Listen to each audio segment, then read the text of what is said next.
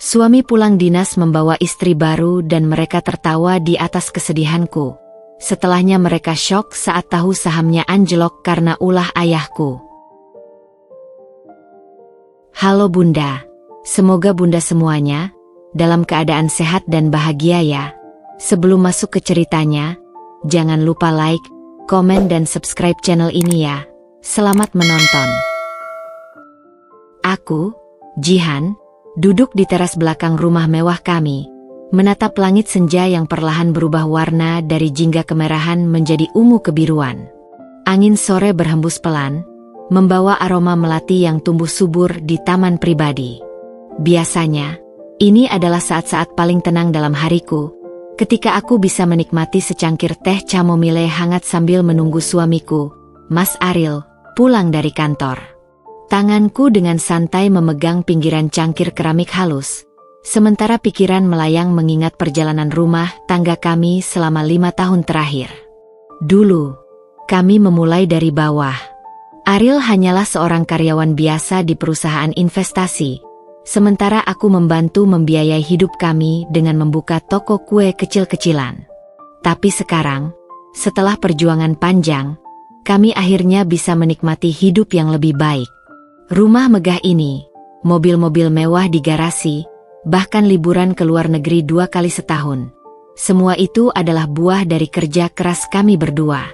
Namun, belakangan ini, ada sesuatu yang berbeda. Ariel semakin sering pulang larut, kadang dengan alasan meeting dadakan atau harus menjamu klien penting. Awalnya aku memaklumi. Aku tahu betapa sibuknya dia sebagai direktur utama di perusahaannya yang sedang berkembang pesat. Tapi naluriku sebagai perempuan tak bisa dibohongi begitu saja. Ada yang aneh dari caranya menghindari kontak mata, dari nada suaranya yang tiba-tiba berubah setiap kali aku menanyakan kegiatan hariannya.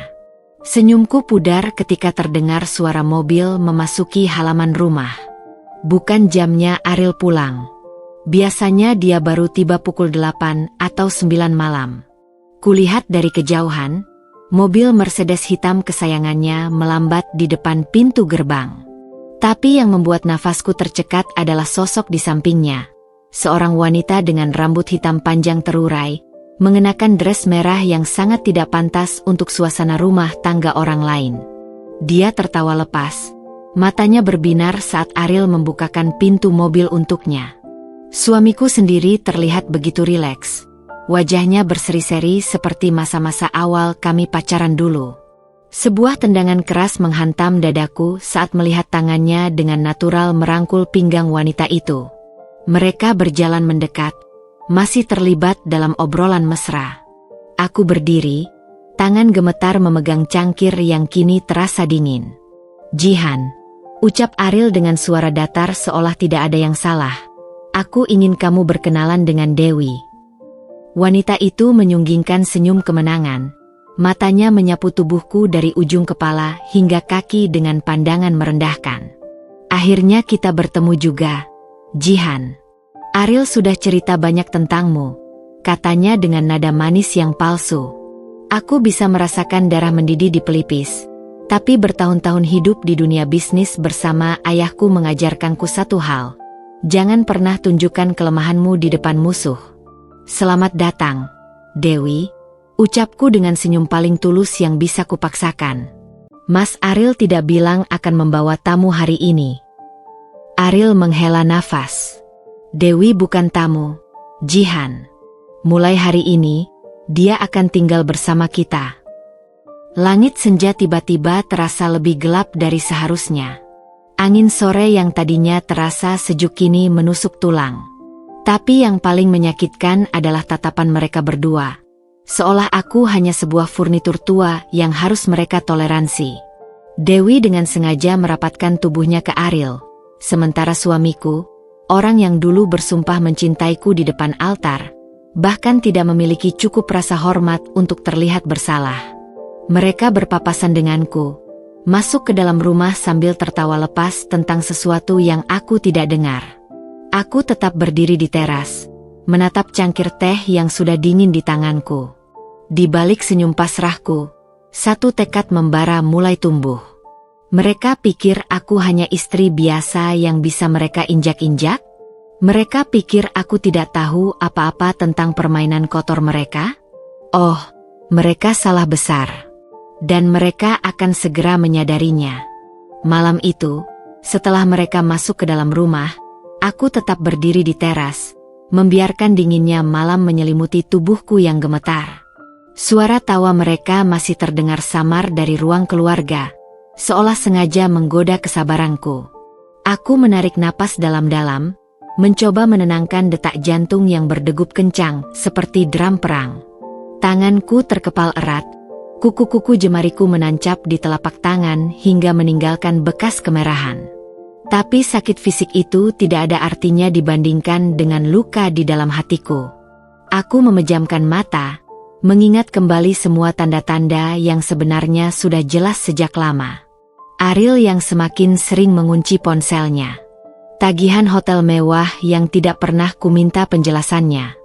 Dan yang paling menyakitkan, cincin kawinnya yang mulai jarang terlihat di jarinya, dengan alasan takut hilang saat meeting penting. Aku menghela napas panjang, lalu perlahan masuk ke dalam rumah. Suara mereka terdengar dari ruang makan, di mana Dewi dengan lancangnya duduk di kursi yang biasanya menjadi tempatku.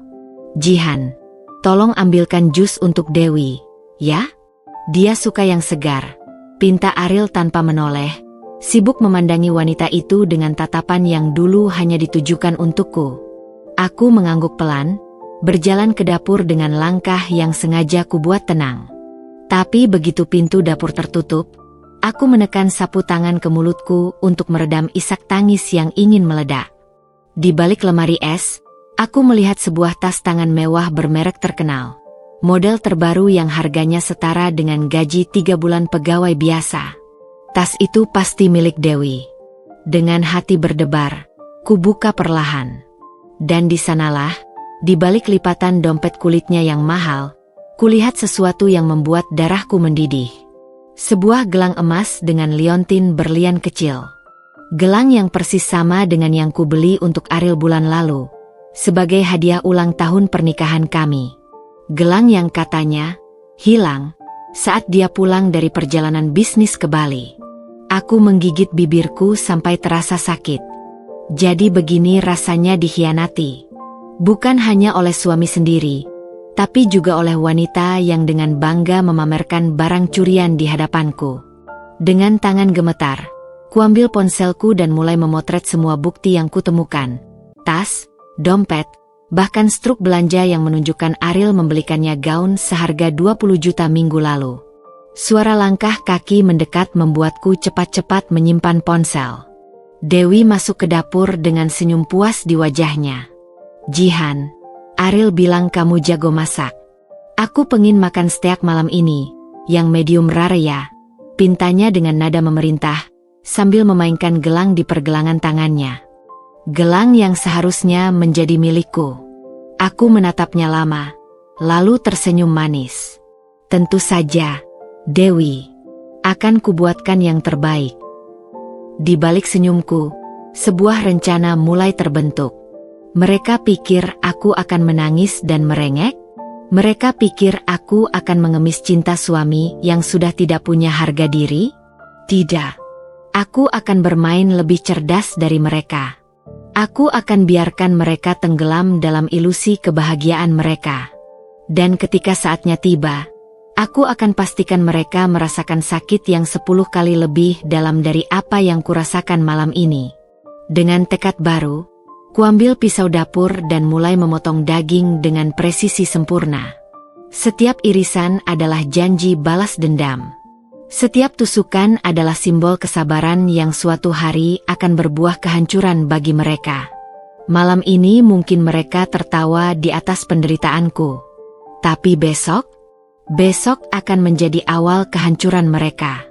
Pukul 2.37 dini hari, aku masih terjaga di kamar tidur yang tiba-tiba terasa begitu luas dan dingin. Ariel memilih tidur di kamar tamu dengan alasan agar Dewi tidak merasa tidak nyaman. Aku menatap langit-langit kamar, sementara suara detak jam dinding seperti mengejek kesendirianku. Di meja samping tempat tidur, Ponselku bergetar pelan. Sebuah pesan dari ayah. Besok jam 10 pagi, restoran The Majestic. Jangan bawa mobil rumah. Aku menarik napas dalam-dalam. Sudah 3 bulan sejak terakhir kali bertemu ayahku secara langsung. Sebagai investor saham tersukses di Asia Tenggara, waktunya selalu diburu oleh banyak orang. Tapi untukku, dia tetaplah sosok yang dulu mengajariku naik sepeda di taman, yang selalu datang ke pertunjukan pianoku meski hanya memainkan lagu sederhana. Keesokan harinya, aku memilih busana sederhana, jeans dan blazer hitam, sengaja tidak memakai perhiasan apapun. Sebelum pergi, ku dengar suara Dewi tertawa di dapur. "Ariel, kamu janji mau belikan aku tas Hermes yang baru ya? Yang warna pink itu loh." Tanganku menggenggam gagang pintu begitu kencang sampai terasa sakit. Tapi aku terus berjalan. Hari ini bukan waktunya untuk emosi. Restoran The Majestic selalu menjadi tempat favorit ayah untuk pertemuan penting. Begitu masuk, aku langsung melihatnya duduk di sudut paling privat. Wajahnya tegang di balik kacamata baca. "Jihan," sapanya pendek, tapi matanya langsung menyapu tubuhku dari ujung kepala hingga kaki, seolah memastikan aku baik-baik saja. "Kamu kurus." Aku tersenyum getir sambil duduk. Masakannya tidak seenak dulu. Yah. Dia melepas kacamata, mengusap hidungnya yang khas itu. "Ayah sudah dengar semuanya dari Pak Hendry. Ariel benar-benar membawa perempuan itu ke rumahmu." Air mataku tiba-tiba terasa panas. Untuk pertama kalinya sejak semua ini terjadi, aku membiarkan diriku terlihat rapuh. Dia bahkan memberikannya gelang yang kubelikan sebagai hadiah pernikahan. Wajah ayah berubah merah padam. Tangannya mengepal di atas taplak meja yang mahal. Dia lupa siapa yang membantunya sampai ke posisi sekarang? Tahun 2018 ketika perusahaannya hampir bangkrut, siapa yang menyuntikkan dana segar? Aku mengangguk pelan. Ariel memang selalu mengira keberhasilannya murni dari kerja kerasnya sendiri. Dia tidak pernah tahu bahwa selama ini, 35% saham perusahaannya sebenarnya dimiliki oleh ayahku melalui beberapa perusahaan holding. "Ayah akan tarik semua investasi sekarang juga," geramnya. "Tunggu," ujarku cepat. "Aku punya rencana." Ayah mengangkat alis, tertarik. Selama 2 jam berikutnya, aku menjelaskan semua bukti yang sudah kukumpulkan, semua rekaman percakapan mereka, bahkan laporan dari detektif swasta yang kusewa diam-diam. "Jadi kamu ingin?" "Aku ingin mereka merasakan semuanya perlahan," bisikku, menatap jus jeruk di hadapanku.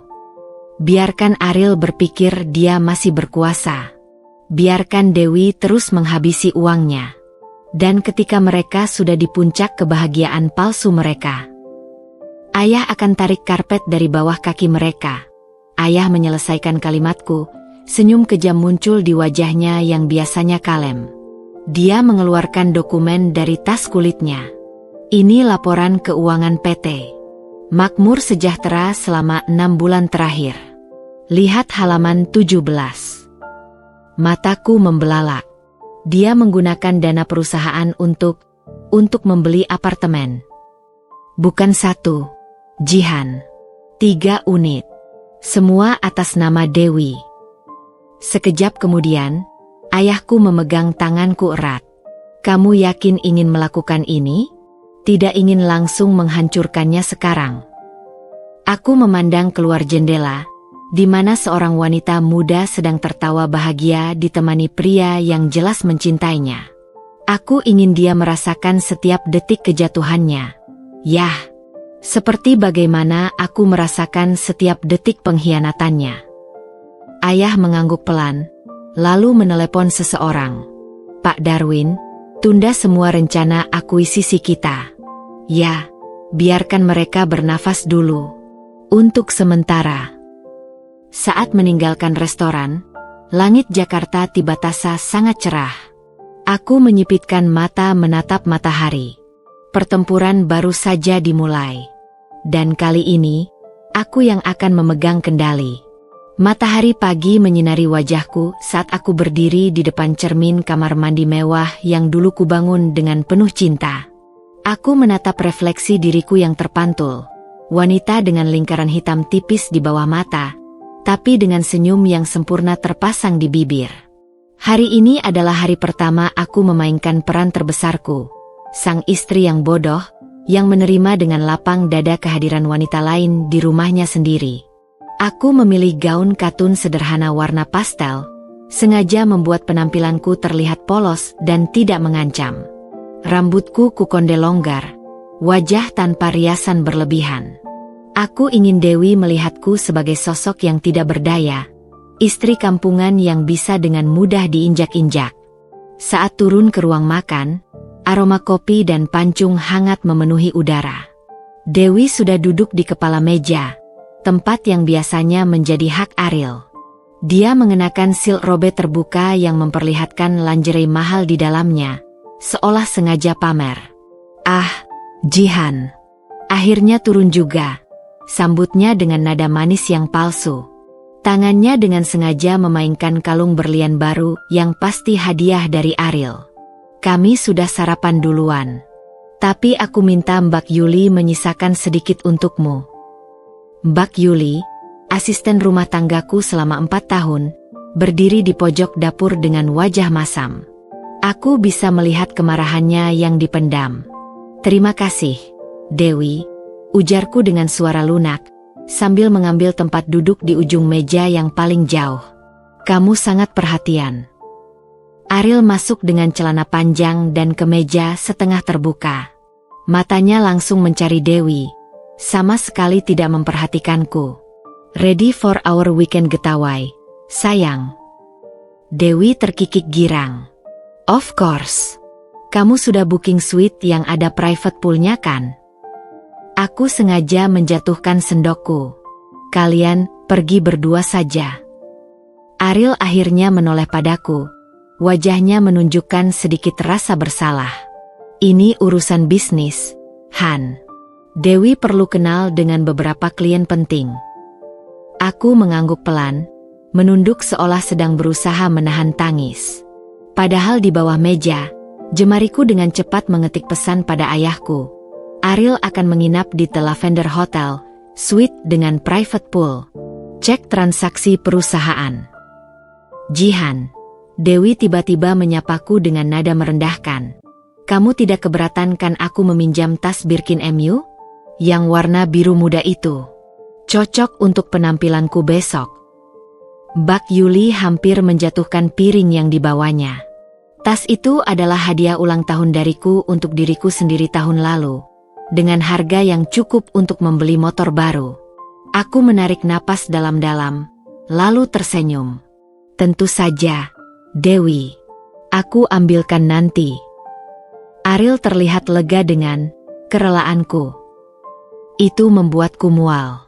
Setelah mereka pergi dengan tergesa-gesa, Dewi sudah menyandang tas Birkinku dengan bangga. Aku segera mengambil laptop dan masuk ke dalam sistem keuangan rumah tangga yang selama ini ku kelola. Setiap transaksi Ariel selama 6 bulan terakhir tercatat rapi di sini. Aku membuka folder rahasia yang berisi screenshot percakapan Ariel dan Dewi dari berbagai platform, WhatsApp, Instagram, bahkan email kantor Ariel yang tidak dia sangka aku masih punya aksesnya. Kemudian, dengan hati-hati, aku mengaktifkan voice recorder kecil yang kuselipkan di bawah meja ruang makan tadi pagi. Mbak Yuli menghampiriku dengan air mata. "Bu, saya tidak tahan melihat ibu diperlakukan seperti ini." Aku memeluknya erat. "Sabarlah, Yuli. Percayalah padaku." Di layar laptop, notifikasi baru muncul. Email dari ayahku. Hotel sudah dikonfirmasi. Pembayaran dari rekening perusahaan. Aku sudah siapkan dokumen untuk divorce lawyer. Tapi kamu yakin ingin terus bermain ini? Aku menatap foto pernikahan kami yang masih terpajang di ruang tamu. Ariel dengan senyum lebar, tangannya erat memeluk pinggangku. Dulu, aku mengira itu adalah kebahagiaan sejati. Sekarang aku tahu, itu hanyalah panggung sandiwara. Dan kini, giliranku untuk berakting. Dengan tekad bulat, aku membalas email ayahku. Biarkan mereka menikmati weekend romantis mereka. Aku akan pastikan itu menjadi honeymoon terakhir mereka. Lalu aku mulai menyusun rencana untuk pertemuan besok dengan divorce lawyer terbaik di kota, yang kebetulan adalah sahabat SMA ayahku. Sementara di latar belakang, voice recorder terus mengudap setiap kata yang mereka ucapkan di ruang makan tadi pagi, termasuk saat Dewi berbisik pada Ariel. "Kapan kamu akan menceraikan si kampungan itu? Aku tidak tahan harus berbagi rumah dengannya." Dan jawaban Ariel yang membuat hatiku hancur berkeping-keping. "Sabarlah. Aku butuh waktu untuk urus perjanjian pranikahnya. Tapi janji, sebelum tahun baru, kamu akan menjadi nyonya Ariel yang sah." Air mata pertamaku sejak permainan ini dimulai akhirnya jatuh. Tapi bukan air mata sedih. Ini adalah air mata kemarahan. Dan seperti kata pepatah, tidak ada yang lebih berbahaya daripada wanita yang disakiti hatinya. Aku akan buktikan itu pada mereka. Senin pagi itu, aku duduk di balkon kamar dengan secangkir teh chamomile, menyaksikan mobil Ariel perlahan menghilang di ujung jalan. Dia kembali ke rutinitas kantornya setelah weekend romantis dengan Dewi. Wajahnya masih bersemu kepuasan. Dari balik tirai, aku bisa melihat senyum sombong Dewi yang melambai-lambaikan tangan, seolah menunjukkan kemenangannya. Angin pagi berhembus pelan membawa aroma bunga melati, tapi udara terasa pengap di paru-paruku. Jari-jariku mengetuk-ngetuk gagang cangkir dengan ritme tidak sabar. Aku tahu apa yang sedang terjadi di kantor Ariel saat ini. Pertemuan penting dengan investor utama yang tanpa disadarinya adalah orang suruhan ayahku. Ponsel di sampingku bergetar. Sebuah pesan dari ayah. "Tim kita sudah masuk." Ariel tidak menyadari aku yang berada di balik penarikan dana proyek Jalur 5. Dia sedang panik. Aku menyimpan senyum tipis. Proyek Jalur 5 adalah tender besar yang selama ini menjadi kebanggaan Ariel. Proyek yang katanya akan mengangkat namanya di dunia properti. Tak ada yang tahu bahwa 60% pendanaannya berasal dari jaringan ayahku. Dari lantai bawah, suara Dewi menelepon seseorang terdengar jelas. "Paketku sudah sampai belum?" "Ya, yang dari Italia itu. Aku sudah transfer DP kemarin." Suaranya begitu riang, seperti anak kecil yang baru saja diberi izin belanja tanpa batas. Aku menarik napas dalam-dalam, mencoba mengingat-ingat kapan terakhir kali Ariel memberiku kejutan seperti itu. Mbak Yuli datang membawa sepucuk surat. "Ini datang tadi pagi, Bu." Surat itu dari bank, laporan rekening gabungan kami. Mataku langsung menangkap beberapa transaksi mencurigakan. 250 juta untuk pembelian tas limited edition Hermes. 180 juta untuk perawatan kecantikan di klinik ternama. 350 juta transfer ke rekening atas nama Dewi Siregar. Tanganku gemetar memegang kertas itu. Uang yang selama ini kami tabung untuk rencana punya anak, dihamburkannya untuk wanita lain dalam hitungan minggu. Dering telepon memecah kesunyian. "Ariel, Jihan, kamu ada di rumah?" Suaranya terdengar panik. "Ya, sayang. Ada apa?" Aku menjawab dengan nada polos. "Proyek besarku, investor tiba-tiba menarik dana. Aku butuh kamu menandatangani beberapa dokumen. Surat kuasa untuk menjaminkan rumah." Nafasku tercekat. Rumah ini adalah satu-satunya harta yang sepenuhnya atas namaku. Hadiah dari ayah sebelum menikah. Aku butuh waktu memikirkannya, Ariel." "Tidak ada waktu," bentaknya, lalu langsung menurunkan suara. "Maaf, Han. Aku sedang stres. Tolong, ini untuk masa depan kita." "Masa depan kita?" Aku hampir tertawa getir. "Baiklah," bisikku pelan. "Aku akan lihat dokumennya nanti." Begitu telepon berakhir, aku segera menelepon pengacara keluarga. Pak Herman, tolong siapkan dokumen pemisahan aset. Dan, apakah mungkin kita bekukan rekening gabungan saya tanpa sepengetahuan suami? Sore harinya, Ariel pulang dengan wajah pucat dan kemeja yang basah oleh keringat. Dewi langsung menghampirinya dengan wajah cemas. Ada apa, sayang? Proyek Jalur 5 batal. Investor utama menarik dana tiba-tiba. Dewi mengerutkan kening. Tapi kamu kan punya proyek lain? Aku sudah janji teman-teman mau mengadakan birthday party di Bali bulan depan. Ariel mengusap wajahnya lelah. Bisa saja, sayang. Jangan khawatir. Aku berdiri di balik pintu dapur, menyaksikan semua ini dengan dingin. Mereka bahkan tidak menyadari kehadiranku. Malam itu, saat mereka sudah terlelap, Ariel di kamar tamu, Dewi dengan enaknya tidur di kamar utama. Aku membuka laptop dan mengakses sistem keuangan perusahaan Ariel. Passwordnya masih sama. Tanggal pernikahan kami. Ironi yang menyakitkan. Laporan keuangan terbaru menunjukkan kondisi yang jauh lebih buruk dari yang kuduga. Ariel telah menggelapkan dana perusahaan untuk membiayai gaya hidup Dewi. Bahkan ada beberapa cek yang ditandatangani atas nama perusahaan untuk pembelian perhiasan. Aku menyimpan semua bukti itu ke flash disk khusus, lalu mengirim salinannya ke ayah. Sebelum tidur, aku mampir ke kamar mandi utama. Di sana, tergeletak sebuah test pack bekas milik Dewi di tempat sampah. 2 garis merah. Dia hamil. Aku menatap pantulan diriku di cermin. Mata yang dulu penuh cinta kini dipenuhi tekad baja. Permainan baru saja berubah. Dan aku lebih dari siap.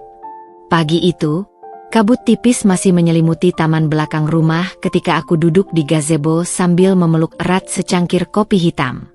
Test pack bekas di tempat sampah kamar mandi masih terbayang jelas di pikiranku, seperti noda hitam yang tak bisa dihapus.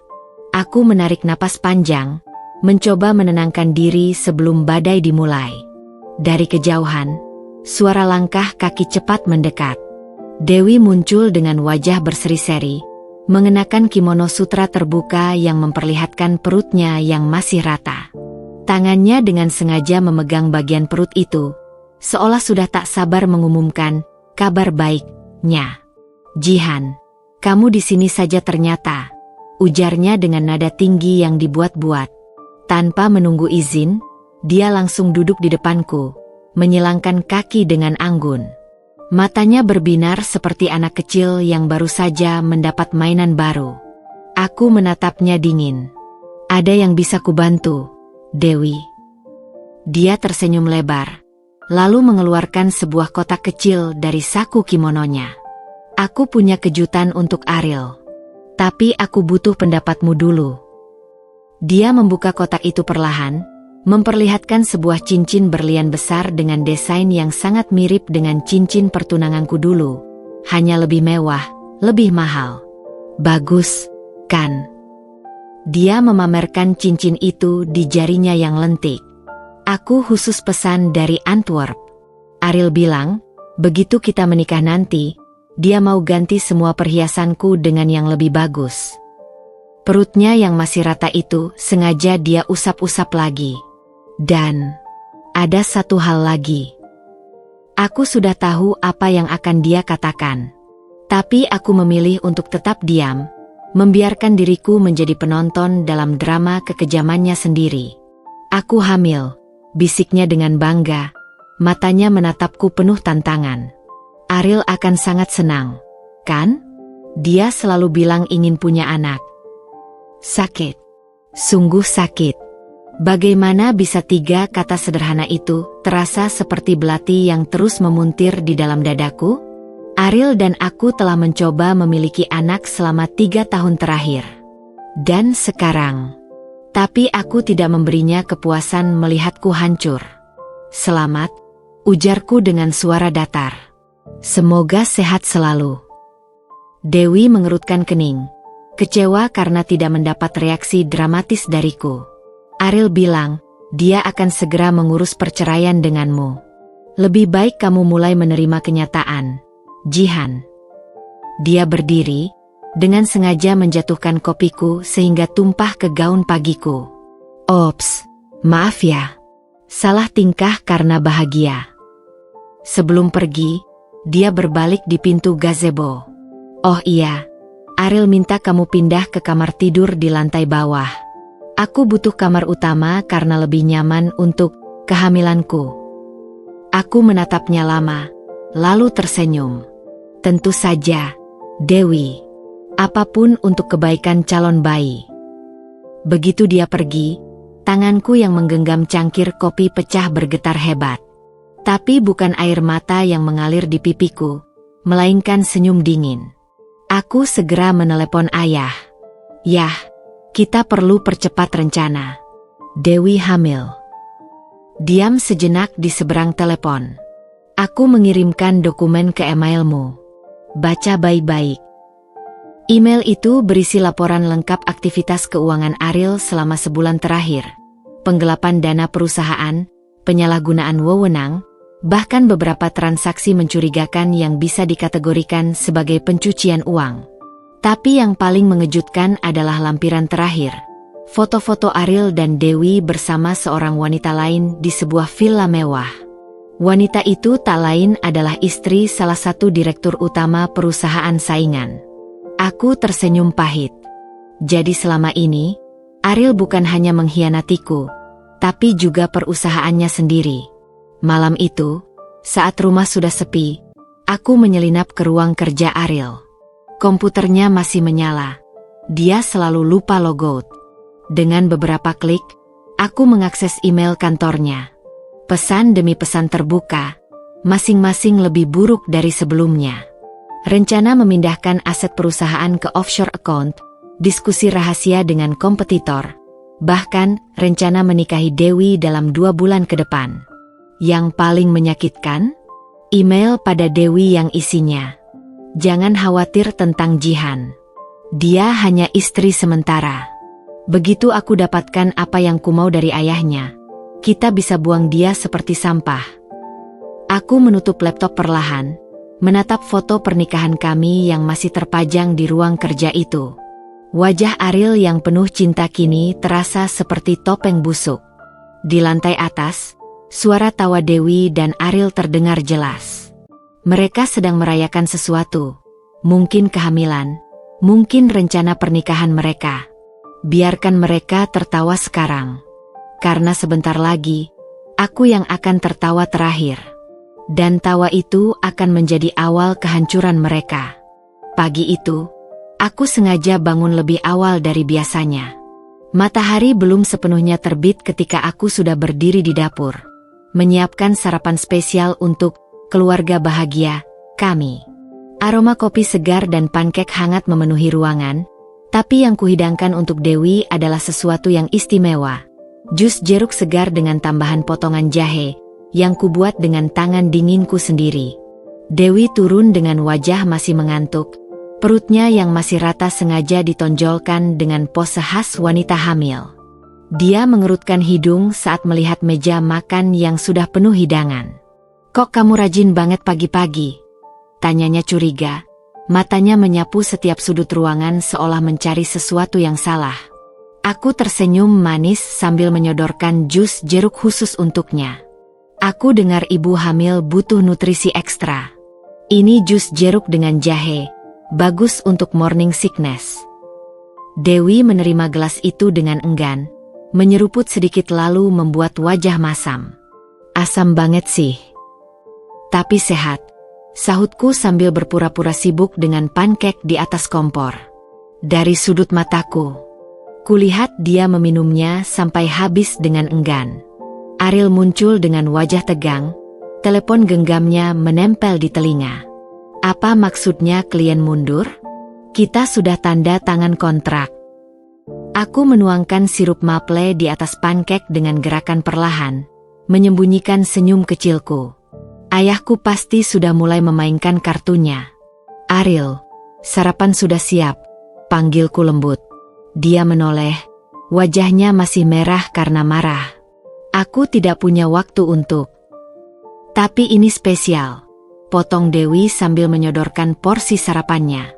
Jihan sudah bangun pagi-pagi buat ini. Ariel menghela napas lalu duduk, menyantap makanannya dengan cepat sambil sesekali mengecek ponselnya yang terus berdering. Aku mengamati mereka dengan seksama. Dewi mulai terlihat tidak nyaman, tangannya sesekali mengusap perutnya. "Kamu kenapa?" tanya Ariel saat melihat wajah Dewi yang tiba-tiba pucat. Aku mual," gumam Dewi. Tiba-tiba dia berdiri terhuyung-huyung, lalu berlari ke kamar mandi. Suara muntahnya terdengar jelas ke seluruh rumah. Mbak Yuli yang sedang membersihkan meja menatapku dengan mata berbinar penuh tanya. Aku hanya mengedipkan mata padanya. Jahe berlebihan dalam jus jeruk tadi memang bisa memicu mual bagi yang tidak terbiasa, terutama bagi wanita hamil di trimester pertama. Ariel mengikutinya ke kamar mandi dengan wajah khawatir. "Sayang, kamu baik-baik saja?" Aku membersihkan meja dengan tenang, mendengar suara Dewi muntah-muntah di kejauhan. Sedikit karma pertama untuknya. Beberapa jam kemudian, saat Ariel sudah pergi ke kantor dengan wajah masih penuh kekhawatiran, Dewi muncul di ruang keluarga dengan wajah pucat dan baju ganti. "Jusmu tadi membuatku sakit," tuduhnya dengan mata berapi-api. Aku berpura-pura terkejut. Tapi itu hanya jus jeruk biasa. Mungkin ini morning sickness alami, Dewi. Aku dengar semakin parah morning sickness, semakin sehat bayinya. Dia menatapku lama, seolah mencoba mencari kebohongan di balik wajah polosku. Tapi aku sudah berlatih ekspresi ini berhari-hari di depan cermin. "Pokoknya besok jangan buatkan aku apa-apa lagi," hardiknya sebelum kembali ke kamar. Siang itu, saat Dewi terlelap di kamarnya, aku menerima telepon dari ayah. "Semua sudah siap. Besok kita tarik semua investasi terakhir. Kamu yakin ingin melakukan ini?" Aku menatap foto pernikahan di dinding ruang tamu. Lebih dari yakin, yah. Malam harinya, Ariel pulang dengan wajah hancur. Proyek Jalur 5 benar-benar batal. Investor terbesar menarik semua dananya. Dewi yang masih terlihat pucat langsung melompat. "Tapi bagaimana dengan rencana kita? Aku sudah janji mau beli penthouse di Sudirman Tower." Ariel mengusap wajahnya lelah. "Kita harus berhemat dulu, sayang."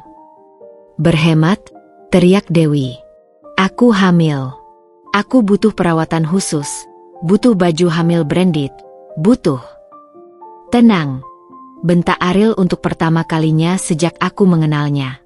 Dewi terkejut, lalu menangis histeris sebelum lari ke kamar. Aku berdiri perlahan. "Aku akan buatkan teh hangat untukmu, Ariel."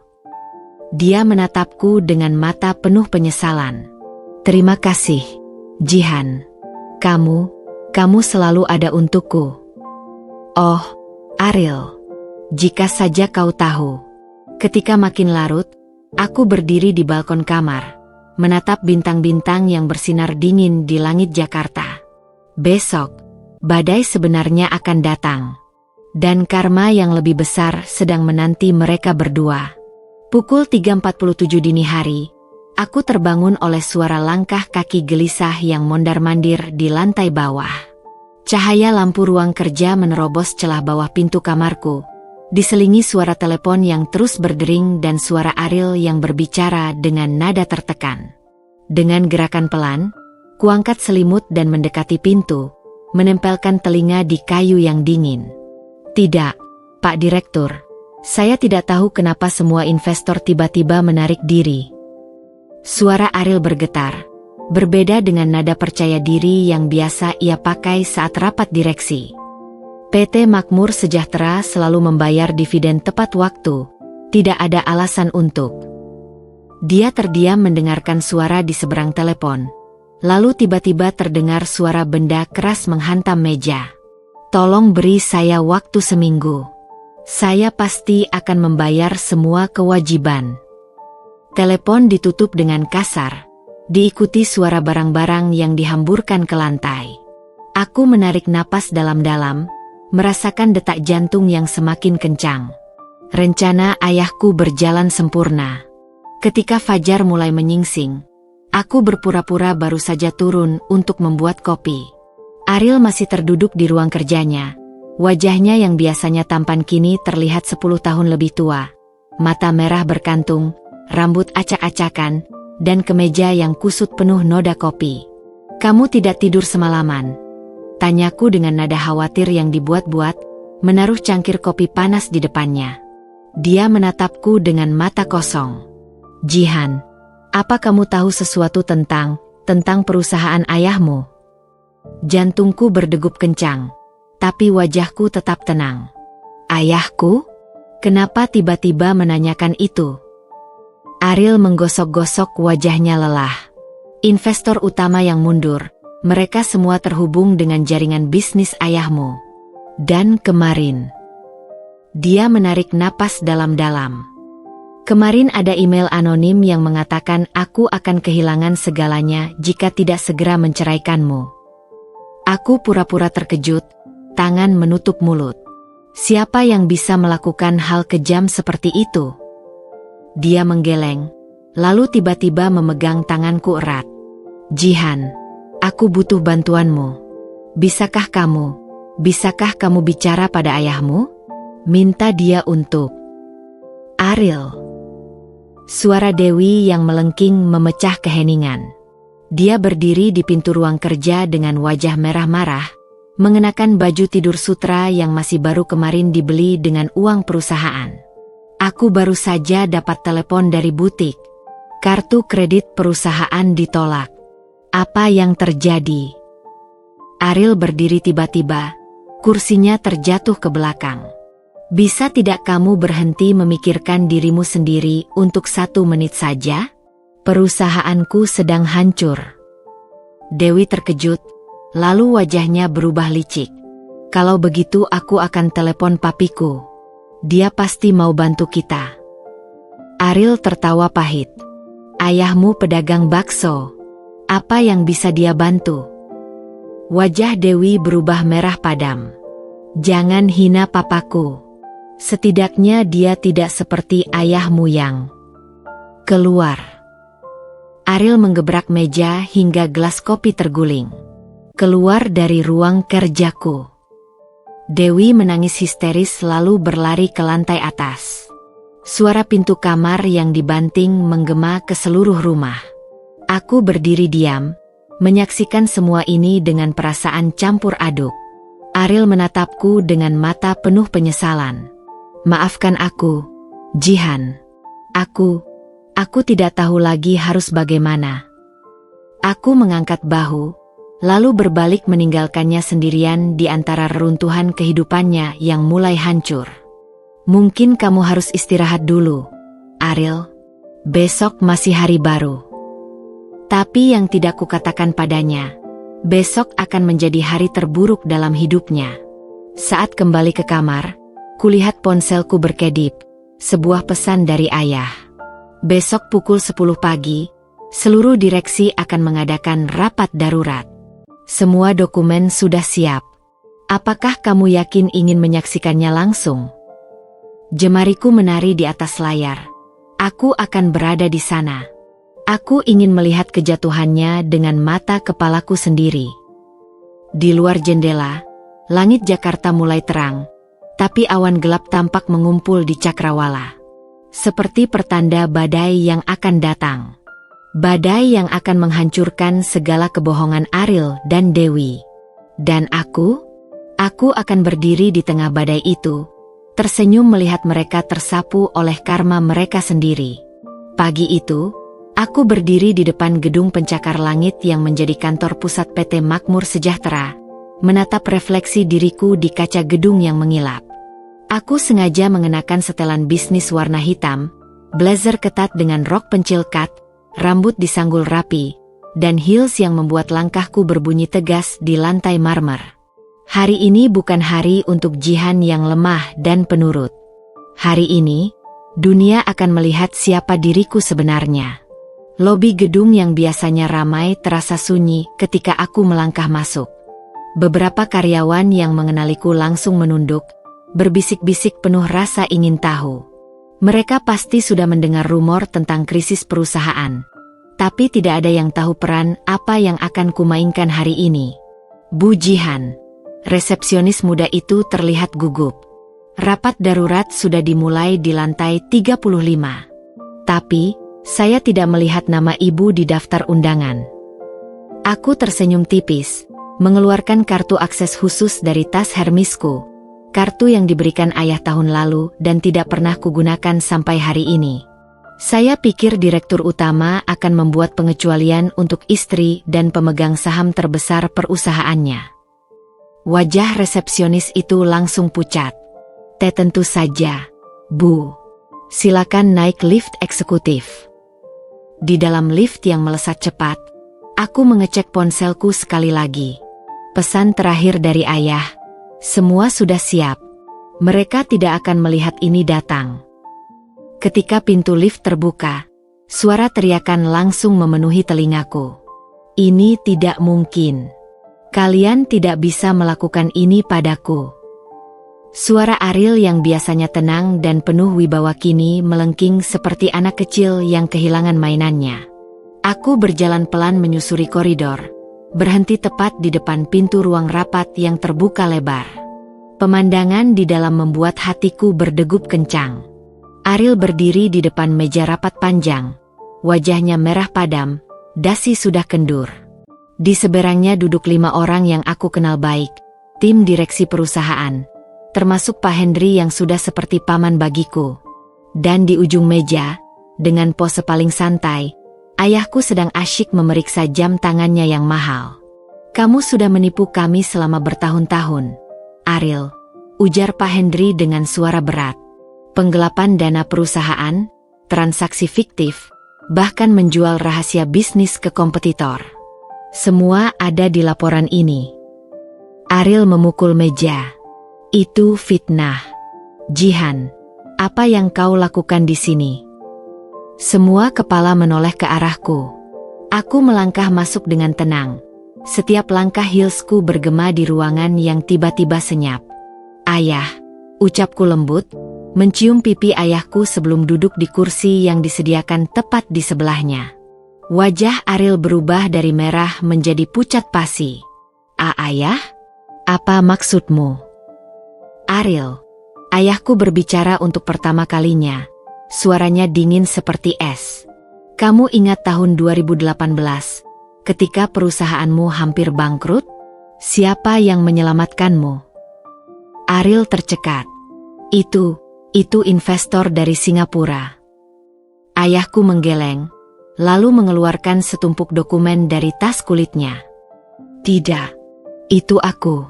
Selama ini, 52% saham perusahaanmu dimiliki oleh jaringan bisnisku melalui berbagai perusahaan holding. Ruangan terasa berputar. Ariel terjatuh ke kursinya. Tangannya gemetar memegang dokumen itu. Tapi laporan keuangan. Difilter khusus untukmu, sahutku dengan tenang. Seperti halnya semua kebohonganmu padaku selama ini. Ayahku melanjutkan, mulai hari ini, kami menarik semua investasi. Dan sebagai pemegang saham mayoritas, kami juga memberhentikanmu dari posisi direktur utama. Ariel menatapku dengan mata penuh kepanikan. Jihan, sayang, aku bisa jelaskan semuanya. Tidak perlu, potongku sambil mengeluarkan amplop coklat dari tas. Aku sudah tahu segalanya. Transaksi gelapmu, perselingkuhanmu, bahkan rencanamu menikahi Dewi begitu berhasil menguras hartaku. Aku melemparkan amplop itu ke hadapannya. Foto-foto mesranya dengan Dewi, screenshot percakapan mereka, bahkan rekaman suara di mana dia bersumpah akan menyingkirkanku. Semua berhamburan di atas meja. Dan satu hal lagi, tambahku sambil mengeluarkan dokumen terakhir. Ini surat gugatan cerai. Aku minta kamu menandatanganinya sekarang. Ariel seperti orang kesurupan. Kamu tidak bisa melakukan ini. rumah, mobil, semua atas namaku. Ayahku tersenyum. Salah. Semua properti utama atas nama Jihan. Dan menurut perjanjian pranikah yang kamu tanda tangani, yang sengaja kami buat sangat rinci, kamu tidak berhak atas apapun. Detik itu juga, Ariel berubah menjadi orang lain. Dia merobek-robek dokumen, berteriak seperti orang gila, sampai akhirnya 2 satpam harus menahannya. Jihan, aku masih mencintaimu. Itu Dewi. Dia yang merayuku. Aku berdiri, merapikan blazerku. Oh, tentang Dewi. Aku sudah kirimkan semua bukti perselingkuhan dan penipuanmu pada keluarganya. Ternyata ayahnya bukan hanya pedagang bakso, dia kepala suku besar di kampung halaman Dewi. Wajah Ariel menjadi abu-abu. Apa maksudmu? Ayahku tertawa pendek. Menurut informasi terakhir, mereka sedang dalam perjalanan ke Jakarta untuk menjemput Dewi. Tradisi mereka cukup keras terhadap perempuan yang menodai nama keluarga. Ketika satpam membawa Ariel yang sudah lemas keluar ruangan, aku menatapnya untuk terakhir kalinya. Selamat tinggal, Ariel. Semoga kamu dan Dewi bahagia dengan apa yang tersisa. Di luar gedung, langit Jakarta tiba-tiba sangat biru. Aku menarik napas dalam-dalam, merasakan beban bertahun-tahun akhirnya terlepas. Perang mungkin sudah berakhir. Tapi pembalasan dendamku belum selesai. Masih ada satu bab terakhir yang harus ditutup. Dengan Dewi. Matahari terik menyengat kulitku saat aku berdiri di balkon rumah kami. Atau lebih tepatnya, rumahku sekarang. Surat keputusan pengadilan tentang pembekuan aset sementara masih tergeletak di meja ruang tamu, bersama dengan berkas gugatan cerai yang sudah ditandatangani Ariel pagi tadi di bawah tekanan.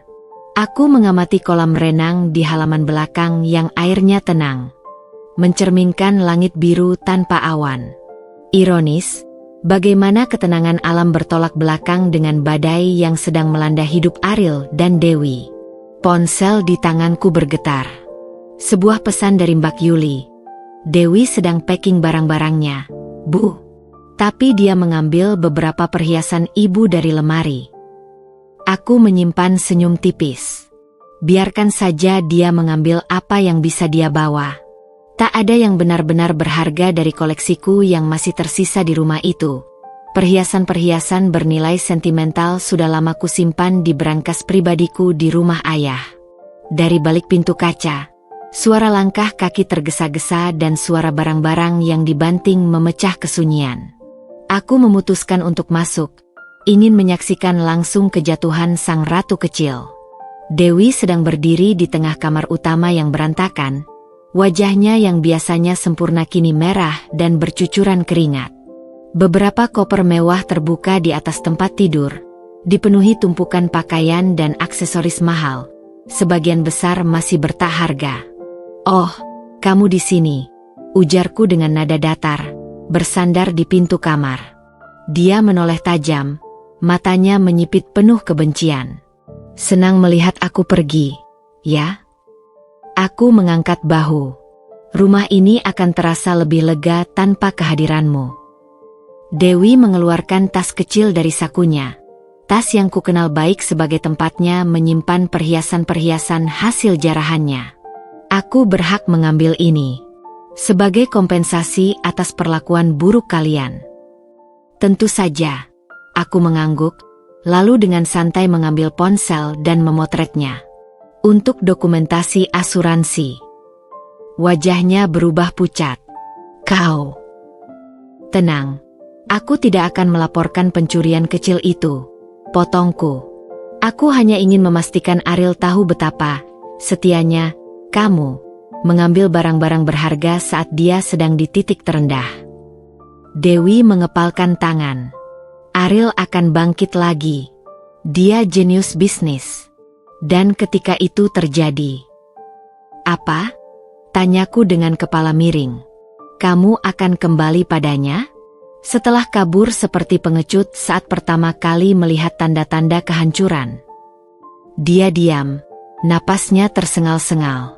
Aku bisa melihat perutnya yang masih rata, kehamilan yang katanya akan menjadi senjatanya untuk mengikat Ariel selamanya. Bagaimana dengan calon bayimu? Tanyaku dengan nada pura-pura peduli. Apakah kamu akan membesarkannya sendirian? Atau, tunggu. Aku berpura-pura teringat sesuatu. Aku dengar dari dokter kandungan temanku bahwa tes PEG kadang bisa menunjukkan hasil positif palsu. Apalagi jika sengaja diatur demikian. Wajah Dewi berubah merah padam. Kau tidak tahu apa yang kau bicarakan. Aku tersenyum, lalu berjalan mendekati lemari pakaiannya yang terbuka. Dengan satu gerakan cepat, kuambil sebuah kotak kecil dari balik tumpukan scarf. Tes PEG bekas yang sama yang kulihat beberapa hari lalu. Hasilnya positif, ya? Aku memeriksa kotak itu dengan teliti. Aneh, kemasan ini terlihat masih baru. Tapi tes PEG yang kulihat di tempat sampah kamar mandi minggu lalu sudah terbuka. Dewi tercekat, matanya berkedip-kedip. Dan yang lebih aneh, lanjutku dengan nada ringan, dokter temanku bilang, kalau benar hamil muda, seharusnya morning sickness MU semakin parah, bukan hilang tiba-tiba setelah insiden jus jeruk itu. Dia menatapku dengan mata berbinar penuh kebencian. Kau monster. Aku tertawa. Tawa yang tulus untuk pertama kalinya sejak drama ini dimulai. Oh, Dewi, kamu baru saja melihat versi paling baik dariku. Ponselku berdering. Sebuah pesan dari ayah. Ariel baru saja ditahan polisi atas dugaan penggelapan dana perusahaan. Berita sudah menyebar ke media. Aku memutar layar ponsel ke arah Dewi. Sepertinya kamu harus mempercepat rencanamu. Calon suamimu akan menghabiskan malam ini di sel tahanan. Wajah Dewi berubah pucat. Matanya liar memandangi ponselku. Lalu ke koper-koper yang sudah dipenuhi barang jarahannya. Kamu yang melakukan semua ini, bisiknya pelan. Aku mengatur posisi berdiri yang lebih tegap, menatapnya langsung di mata. Selamat datang di dunia nyata, Dewi, di mana setiap tindakan ada konsekuensinya. Dia menggigit bibirnya sampai berdarah, lalu tiba-tiba berbalik dan melanjutkan packing dengan gerakan panik. Aku bisa melihat tangannya yang gemetar saat melemparkan barang-barang ke dalam koper.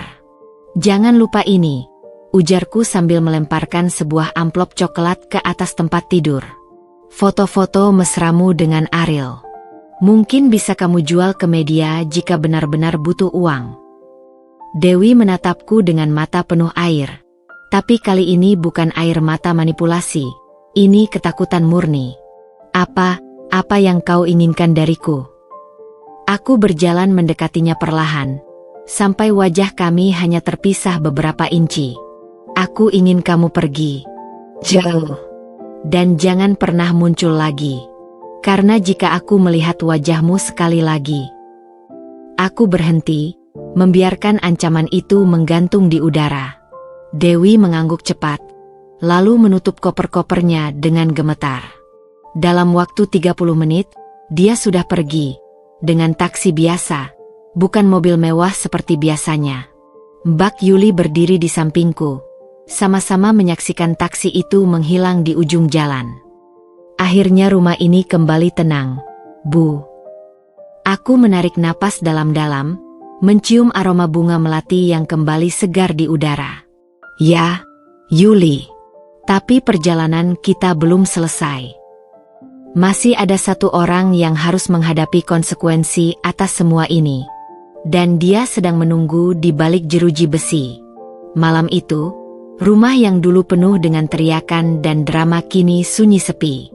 Aku berdiri di tengah ruang keluarga, menatap dinding-dinding yang menyimpan begitu banyak kenangan, baik yang manis maupun yang kini terasa pahit. Di atas meja marmer, laptopku terbuka menampilkan rekaman video yang baru saja dikirim oleh pengacaraku. Rekaman itu menunjukkan Ariel di ruang interogasi kepolisian. Wajahnya yang biasanya tampan kini tampak keriput dan penuh ketakutan. Aku menarik napas dalam-dalam sebelum menekan tombol play. Saya tidak tahu. Saya tidak tahu kalau itu semua adalah jebakan. Suara Ariel yang terputus-putus oleh isak tangis memenuhi ruangan. Jihan, dia selalu terlihat begitu polos, begitu tidak mengerti bisnis. Saya tidak pernah menyangka. Di sebelahku, Mbak Yuli menghela napas. Sudah cukup, Bu. Tidak perlu menyiksa diri sendiri dengan ini. Tapi aku menggeleng. Aku perlu melihat ini, Yuli. Aku perlu memastikan bahwa ini benar-benar akhir. Rekaman terus berjalan, menunjukkan Ariel yang mulai mengurai semua kebohongannya. Bagaimana dia sengaja mendekati Dewi karena koneksi keluarganya di dunia hiburan. Bagaimana dia merencanakan untuk menguras hartaku sebelum menceraikanku. Bahkan bagaimana dia dengan sengaja memalsukan dokumen keuangan perusahaan untuk menutupi pengeluarannya yang mewah demi Dewi. Setiap kata yang keluar dari mulutnya seperti pisau yang terus memuntir di dalam dadaku. 5 tahun pernikahan. 5 tahun kebohongan. Ponselku bergetar. Sebuah pesan dari ayah. Dia ingin bertemu. Katanya punya sesuatu yang penting untuk dikatakan. Aku menatap pesan itu lama sebelum akhirnya membalas. Baik. Besok pagi. Keesokan harinya. Penjara kota tampak lebih suram dari yang kubayangkan. Aku duduk di ruang kunjungan, menunggu dengan tangan yang tergenggam erat di atas meja. Ketika petugas membawa Ariel masuk, aku nyaris tidak mengenalinya. Rambutnya yang biasanya rapi kini kusut masai, matanya merah bengkak, dan pakaian tahanan yang terlalu besar untuk tubuhnya membuatnya terlihat seperti bayangan dari dirinya yang dulu. Jihan, suaranya serak ketika dia duduk di seberangku. Aku tidak tahu harus mulai dari mana. Dari awal, jawabku dingin. Dari saat pertama kali kamu memutuskan untuk mengkhianatiku. Dia menggeleng, tangannya yang terborgol bergetar di atas meja. Tidak, kamu tidak mengerti. Aku dipaksa Dewi. Dia mengancam akan menceritakan semuanya padamu jika aku tidak menuruti kemauannya. Aku nyaris tertawa mendengar alasan kekanak-kanakan itu. Jadi sekarang Dewi yang jadi kambing hitam? Padahal menurut rekaman yang kumiliki, kamulah yang merencanakan semuanya sejak awal. Ariel tercekat, wajahnya berubah pucat. Rekaman? Dengan gerakan tenang, kuambil tablet dari tasku dan memutar rekaman percakapan mereka berdua. Suara Ariel yang dengan bangga bercerita tentang rencananya untuk menguras hartaku sebelum menikahi Dewi. Wajah Ariel runtuh. Itu hanya omongan di saat emosi. Omongan yang didukung oleh tindakan. Potongku tajam. Kuambil dokumen lain dari tas. Laporan keuangan perusahaan yang menunjukkan penggelapan dana, bukti transfer ke rekening Dewi, bahkan foto-foto mereka berdua di villa mewah saat aku mengira dia sedang dinas luar kota. Kamu tahu bagian yang paling menyakitkan? Bisikku, menatap matanya langsung. Aku bisa memaafkan perselingkuhan. Tapi yang tidak bisa kumaafkan adalah kamu menyia-nyiakan setiap pengorbanan, setiap dukungan, setiap cinta yang kuberikan dengan tulus. Air mata mulai mengalir di wajahnya. Aku menyesal, Jihan. Aku benar-benar menyesal. Menyesal karena ketahuan, koreksiku. Tapi tidak apa.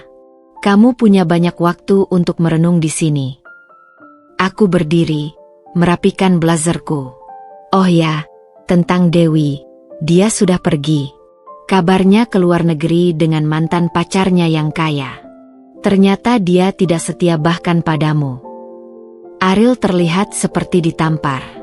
Dan satu hal terakhir, tambahku sambil mengeluarkan amplop dari tas. Ini surat cerai yang sudah disahkan pengadilan. Kamu tidak mendapatkan apa-apa. Sesuai perjanjian pranikah yang dulu kamu tanda tangani dengan senang hati karena yakin tidak akan pernah berlaku. Ketika aku berbalik untuk pergi, Ariel tiba-tiba berteriak, "Tunggu! Kamu tidak bisa meninggalkanku seperti ini. Kita punya sejarah." Aku berhenti di pintu, tanpa menoleh. Sejarah sudah kubaca, Ariel. Dan sekarang, waktunya menulis bab baru, tanpa kamu di dalamnya. Langit di luar penjara terasa begitu cerah ketika aku melangkah keluar. Untuk pertama kalinya sejak bertahun-tahun, aku merasa lega. Mbak Yuli menungguku di mobil dengan senyum kecil. Sudah selesai. Aku mengangguk, menatap gedung penjara yang perlahan menjauh di kaca spion. Ya, Yuli, semuanya sudah selesai.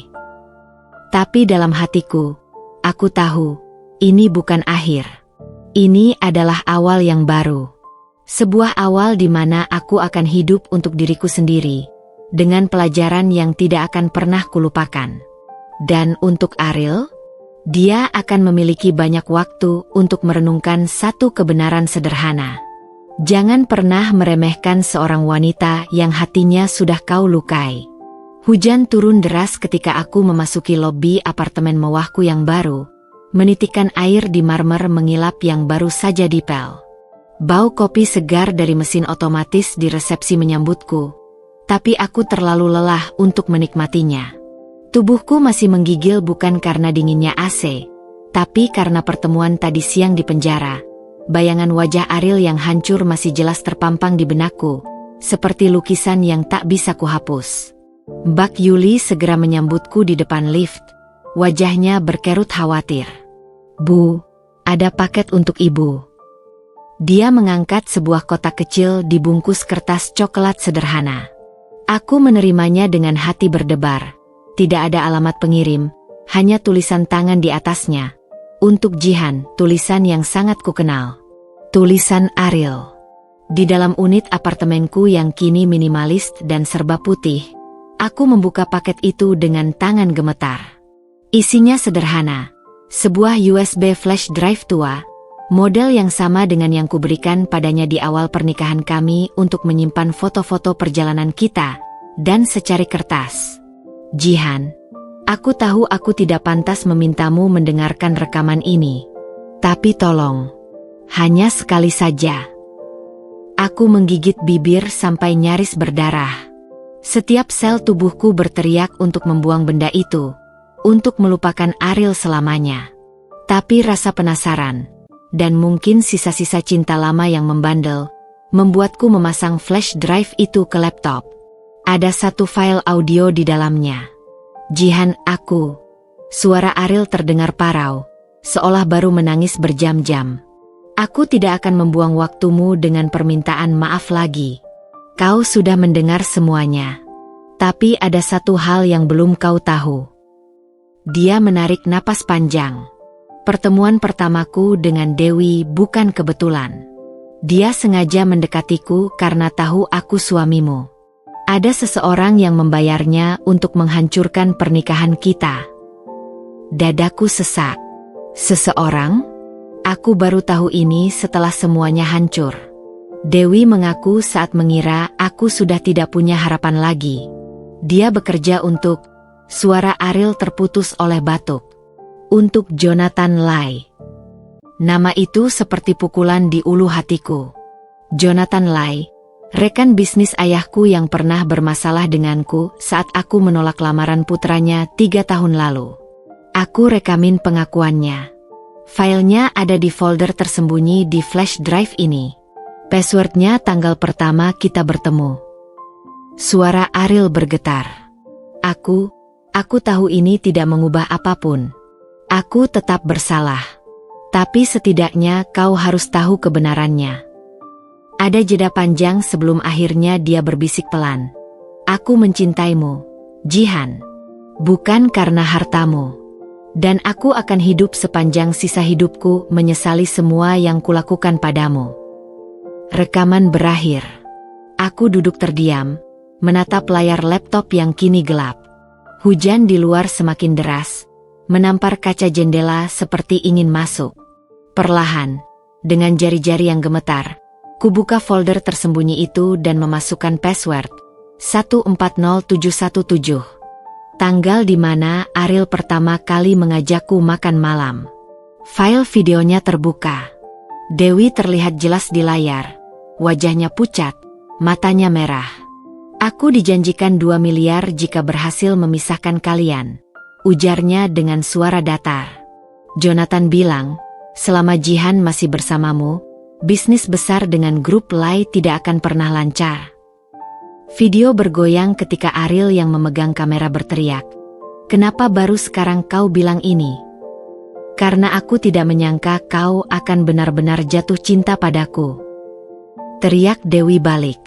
"Awalnya hanya permainan. Tapi lalu aku melihat bagaimana kau memperlakukan Jihan. Selalu sibuk, selalu mengabaikannya. Dan aku pikir, kenapa tidak aku saja yang mengambil posisinya?" Video terputus tiba-tiba. Aku menutup laptop dengan keras. Jantung berdebar kencang. Selama ini aku mengira ini semua kesalahan Ariel. Tapi ternyata... Dering telepon memecah kesunyian. Nomor tidak dikenal. "Jihan." Suara Jonathan Lai yang khas, dingin dan penuh perhitungan, membuat bulu kuduku berdiri. "Aku dengar kamu sudah dapat pencerahan. Mari kita bicara seperti orang dewasa." "Tidak ada yang perlu dibicarakan," potongku. Suaraku lebih tegas dari yang kukira. "Ayahku akan mendengar tentang ini. Dan kau tahu bagaimana dia memperlakukan pengkhianat." Jonathan tertawa, suara yang membuat mual. "Kamu masih polos, Jihan. Ayahmu tidak akan berbuat apa-apa tanpa bukti konkret. Dan video itu hanya kata-kata seorang pelacur yang putus asa." "Kita lihat nanti," geramku sebelum menutup telepon. Ketika aku menoleh ke jendela, hujan sudah berhenti. Sinar matahari mulai menembus awan, menciptakan pelangi kecil di atas gedung-gedung Jakarta. Dalam sekejap, semua kemarahanku pada Ariel berubah menjadi sesuatu yang lebih kompleks. Ya, dia bersalah. Tapi sekarang aku tahu, ada tangan-tangan lain yang ikut merusak pernikahan kami. Dan untuk itu, aku mengambil ponsel dan mengirim pesan pada ayah. Kita perlu bicara tentang Jonathan Lai. Sementara untuk Ariel, aku menatap flash drive di tanganku. Mungkin, hanya mungkin, dia layak mendapatkan kesempatan untuk memperbaiki kesalahannya. Tapi bukan berarti aku akan dengan mudah memaafkannya. Karma, bagaimanapun, tetap harus berjalan. Langit Jakarta pagi itu begitu biru, seolah mengejek kekacauan yang terjadi dalam hidupku. Aku duduk di balkon apartemen baru sambil menyeruput kopi hitam, mencoba mencerna semua informasi yang kuterima kemarin. Flash drive dari Ariel masih tergeletak di atas meja kaca, seperti bom waktu yang menunggu untuk meledak. Ponselku bergetar. Pesan dari Mbak Yuli. "Bu, ada berita tentang Dewi di media sosial." Dengan jari yang sedikit gemetar, kubuka aplikasi berita. Foto Dewi yang terpampang di layar membuatku tersedak kopi. Bintang rising star terlibat skandal penipuan dan dideportasi dari Singapura. Artikel itu dilengkapi foto Dewi dengan wajah tanpa riasan, dikelilingi petugas bandara yang tampak serius.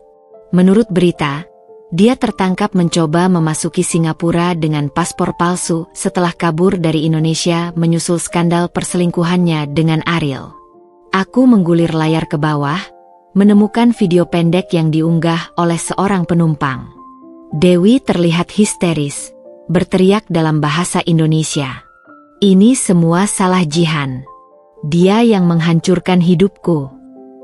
Petugas bandara dengan tegas membawanya pergi. Komentar-komentar netizen mengalir deras. Ada yang mengejek, ada yang kasihan, tapi kebanyakan adalah kemarahan dari para korban penipuan investasi yang ternyata juga melibatkan nama Dewi. Ternyata selama ini dia juga menjalankan skema Ponzi dengan memanfaatkan nama Ariel. Bisikku pada diri sendiri, membaca detail berita itu. Ratusan korban, uang yang hilang miliaran rupiah. Ponselku berdering lagi. Kali ini nomor tak dikenal. Jihan. Suara di seberang sana parau. Nyaris tak bisa kukenali. "Dewi." Tawanya pahit. "Senang ya, melihat aku seperti sekarang." Aku menarik napas dalam-dalam. Aku tidak melakukan apapun padamu, Dewi. Karma yang menjalankan tugasnya. Karma. Dia terkikih. Suaranya mulai tidak stabil. Kau dan ayahmu yang mengatur semua ini. Aku tahu kau yang menyebarkan informasi ke media. Aku. Suara di seberang tiba-tiba berubah. Dewi Siregar? Kami dari Kepolisian Resor Jakarta Selatan. Anda ditangkap atas dugaan penipuan investasi. Telepon terputus tiba-tiba. Aku duduk terdiam, menatap ponsel yang kini gelap. Seharusnya aku merasa puas. Inilah yang kuinginkan, bukan? Melihat Dewi menderita seperti dia membuatku menderita? Tapi yang kurasakan justru hampa. Sebelum sempat merenung lebih dalam, bel pintu berbunyi. Melalui monitor, kulihat sosok yang tak kukira akan datang. Jonathan Lai berdiri di depan pintu apartemenku dengan setangkai bunga putih dan senyum palsunya yang terkenal. Jihan, katanya segera setelah kubuka pintu. Kita perlu bicara. Bau parfum mahalnya yang menyengat memenuhi ruangan. Matanya yang sipit itu cepat sekali bergerak, memindai setiap sudut apartemenku seperti pedagang yang menaksir barang. Tidak ada yang perlu kita bicarakan, Pak Lai, jawabku dingin. Tidak mengundangnya masuk. Dia memaksakan kakinya melangkah masuk. Kau dan aku tahu video itu tidak ada artinya. Tapi aku punya sesuatu yang mungkin kau mau. Dari dalam saku jasnya, dia mengeluarkan sebuah amplop. Di dalamnya, foto-foto Ariel dan Dewi di berbagai tempat. Tapi ada yang aneh. Beberapa foto terlihat jelas hasil editan. Aku bisa membuat Ariel bebas dari semua tuntutan, bisiknya licik. Dengan satu syarat, kau harus menarik laporan pada ayahmu tentang keterlibatanku. Aku menatap foto-foto itu lama, lalu tiba-tiba tersenyum. Anda salah, Pak Lai. Salah. Ya, kuambil ponselku dari meja, menunjukkan rekaman yang sedang berjalan. Percakapan kita dari tadi sudah direkam. Dan ayahku beserta pengacaranya sedang menyaksikan langsung melalui live streaming. Wajah Jonathan berubah merah padam. Kau. Saya sarankan Anda segera menghubungi pengacara. Potongku sambil membuka pintu lebar-lebar. Karena dalam waktu 3 jam, seluruh media akan mengetahui skandal terbaru grup Lai. Jonathan pergi dengan wajah lebih merah dari tomat, mengumpat dalam bahasa Hokkien yang tidak sepenuhnya kupahami. Aku menutup pintu perlahan, lalu menatap flash drive di meja. Ariel mungkin bersalah. Tapi sekarang aku tahu, dia bukan satu-satunya penjahat dalam cerita ini. Dan untuk pertama kalinya sejak semua ini dimulai, aku merasa bebas. Benar-benar bebas. Benar-benar bebas. Matahari pagi menyinari wajahku saat aku berdiri di depan gedung baru yang megah, kantor pusat perusahaan investasiku sendiri, JH Capital. 2 bulan telah berlalu sejak semua drama dengan Ariel, Dewi, dan Jonathan Lai berakhir. 2 bulan di mana aku belajar menjadi versi terbaik dari diriku sendiri. Tanpa dendam, tanpa beban, hanya fokus pada masa depan. Pintu kaca otomatis terbuka dengan halus, menyambutku dengan aroma kopi segar dan bunga segar yang sengaja kubuat ditata setiap pagi di lobi. Selamat pagi, Ibu Jihan. Sapaan riang dari para staf menyambutku. Wajah-wajah baru yang penuh semangat. Tidak ada lagi bayangan masa lalu yang menghantui. Pagi, semua. Balasku sambil tersenyum, berjalan menuju lift yang akan membawaku ke lantai paling atas. Di dalam lift yang dindingnya memantulkan bayanganku, aku sempat memperhatikan perubahan pada diriku. Rambut yang kini dipotong sebahu dengan ujung dicat warna karamel tipis, mata yang lebih berbinar, dan senyum yang tulus. Bukan senyum palsu seperti yang sering kupaksakan selama menjadi istri Ariel. Bu Jihan, meeting dengan investor dari Singapura dalam 30 menit. Lapor asistenku, Rara. Begitu aku tiba di ruang kerjaku yang lapang dengan pemandangan seluruh Jakarta dari balik kaca. Terima kasih, Rara. Tolong siapkan semua dokumen portofolio kita. Aku duduk di belakang meja kerjaku yang minimalis, menyalakan laptop dan memeriksa email terbaru. Satu pesan menarik perhatianku, dari pengacara yang menangani kasus perceraianku. Proses perceraian telah selesai. Semua dokumen sudah sah di pengadilan. Tidak ada tuntutan lebih lanjut dari pihak Ariel. Aku menarik napas panjang. Ini benar-benar akhir. Tiba-tiba, telepon di mejaku berdering. Ada seseorang yang ingin bertemu dengan ibu, lapor resepsionis. Dia bilang dia teman lama ibu. Namanya Reza Pratama. Jantungku berdegup kencang mendengar nama itu. Reza, teman masa kecilku yang dulu selalu melindungiku dari bulian di sekolah, yang sempat menghilang setelah kuliah di Amerika. Tolong antar dia ke ruang tamu eksekutif, pintaku sambil berdiri, merapikan blazer biru langit yang kukenakan hari ini. Ruang tamu eksekutif JH Capital dirancang dengan nuansa natural, kayu oak, tanaman hidup, dan pencahayaan alami. Dan di sana, berdiri menghadap ke jendela dengan postur tegap, adalah Reza. Dia berbalik begitu mendengar langkahku. Jihan. Wajahnya masih sama, mata hitam yang dalam, senyum hangat, dan aura ketenangan yang selalu dimilikinya. Tapi sekarang dengan tambahan kedewasaan di sudut-sudut matanya. Reza, lama sekali, ucapku, tiba-tiba merasa seperti gadis kecil lagi. Kulihat kamu sudah menjadi wanita sukses, katanya sambil menunjuk sekitar. JH Capital? Kreatif. Kami duduk, dan untuk pertama kalinya sejak bertahun-tahun, aku bercerita dengan jujur, tentang pernikahanku yang gagal, tentang pengkhianatan, tentang bagaimana aku bangkit lagi. Reza mendengarkan dengan serius, tanpa menghakimi. Aku selalu tahu kamu kuat, Jihan. Sejak dulu. Tidak sekuat yang kupikir, aku mengakui. Meeting dengan investor Singapura berjalan lancar. Tapi yang lebih penting, hari itu aku menemukan sesuatu yang sudah lama hilang. Kebahagiaan sederhana dalam persahabatan yang tulus. Saat matahari terbenam, Reza mengantarku ke mobil. Kita harus lanjutkan ini lain waktu, katanya sambil tersenyum. Aku mengangguk. Aku akan menunggumu. Di dalam mobil yang meluncur meninggalkan gedung JH Capital, aku menyadari sesuatu. Hidup ini terlalu singkat untuk dihabiskan dengan membenci. Dan mungkin, hanya mungkin, ada ruang di hatiku untuk memulai bab baru. Bab yang lebih cerah. Bab di mana aku menjadi protagonis dalam hidupku sendiri. Hujan turun dengan derasnya di luar jendela kantorku ketika resepsionis mengabarkan bahwa ada seseorang yang bersikeras ingin bertemu denganku. Dia mengatakan ini sangat penting. Bu. Namanya Mas Ariel. Suara resepsionis terdengar ragu, seolah sudah membaca ketegangan yang tiba-tiba mengeras di bahuku.